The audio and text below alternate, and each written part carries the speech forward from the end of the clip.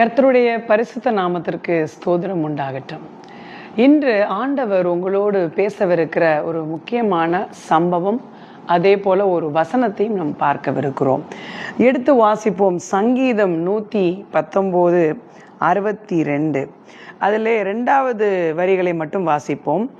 உம்மை துதிக்கும்படி பாதி ராத்திரியில் எழுந்திருப்பேன். உம்மை துதிக்கும்படி பாதி ராத்திரியில் எழுந்திருப்பேன். அன்பு சகோதர சகோதரிகளே, எனக்கு ஆண்டவர் ஒரு முக்கியமான ஒரு மறக்க முடியாத ஒரு உண்மை சம்பவத்தை உங்களோட சொல்லணும்னு சொல்லியிருக்காரு. என்னன்னா, நான் வாலிப வயதிலே அந்த தருணத்திலே ரொம்ப ஆண்டவர் மேலே பாசமாக இருப்பேன். எங்கள் வீட்டில் அடிக்கடி சண்டைகள், ஓயாத சண்டைகள், பிரச்சனைகள். உங்களுக்கு தெரியும் என்னுடைய லைஃப் ஸ்டோரி எல்லாமே.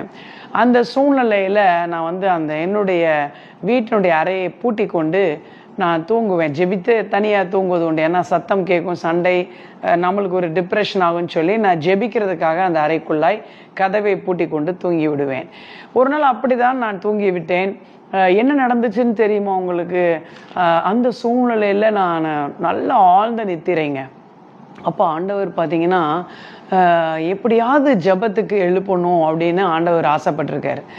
எனக்கு ஆசை தான். ஆண்டவர் மேலே அதிகமான ஒரு பாசம் வைத்ததுனால் நான் இரவும் ஜெபிப்பேன், நடு ஜாமத்தில் ஜெபிப்பேன். இந்த மாதிரி எனக்கு ஒரு பழக்கம் உண்டு வாலிப வயசுலே.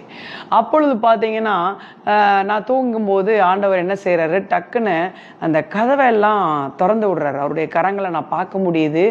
அந்த கரம் என்ன பண்ணுது அப்படின்னா, கடைசியில் என்னையே இப்படி தட்டி எழுப்பக்கூடிய ஒரு ஃபீல். அது ரொம்ப அருமையான ஒரு ஃபீல். ஆண்டவர் எழுப்பக்கூடிய ஒரு தன்மையை நான் உணர்ந்தேன். அது மட்டும் இல்லாமல் ஆண்டவர் என்ற பேரை ரொம்ப மைல்டாக சாஃப்டாக கூப்பிட்டார். கிரேஸ், எழுந்து ஜெபம் பண்ணு அப்படின்னு எனக்கு ஆண்டவருடைய அந்த சத்தத்தை நான் கேட்டேன். அப்பொழுது நான் தூக்கத்திலிருந்து டக்குன்னு எழுந்து பார்த்தால், யார் அப்படின்னு நான் பார்க்கும்போது, ஆண்டவர் ஏசப்பா என்னை எல்லா கதவுகளையும் திறந்து விட்டு, நீ ஜெபம் பண்ண ஆரம்பி, உன்னுடைய அந்த வெளிச்சம் வீட்டுக்குள்ளாய் வரட்டும், நீ ஜெபிக்க ஆரம்பி அப்படின்னு சொல்லி ஆண்டவர் சொன்னாருங்க. இதே போல ஆண்டவர் உங்களோட பேசணும், உங்களோட அவர் நடக்கணும், உங்களோட அவர் உட்கார்ந்துருக்கணும். நீங்கள் தூங்கும் போதும் சரி, நடக்கும் போதும் சரி, சாப்பிடும் போதும் சரி, நீங்கள் எங்கே போனாலும் ஆண்டவர் உங்களுக்கு கூட வரணுன்ற அந்த உணர்வு வருவதற்கு முக்கியமான ஒரு காரணம் என்னன்னா, நீங்கள் ஆண்டவர் மேலே அதிக அன்பு வைக்கணும். அதுக்கு நீங்கள் அதிக நேரம் ஆண்டவரோட ஜெபிக்கணும். அதாவது நாள் முழுவதும் இல்லை, நீங்கள் உண்மையாக ஜெபிச்சாலும் ஒரு குறிப்பிட்ட நேரம் அவர் மீது நீங்கள் உண்மையான பாசம் வைத்து ஜெபிங்க. அவர் உங்களோடு இருப்பதை நீங்கள் நிச்சயமாய் உணர்வீர்கள். ஆமென்.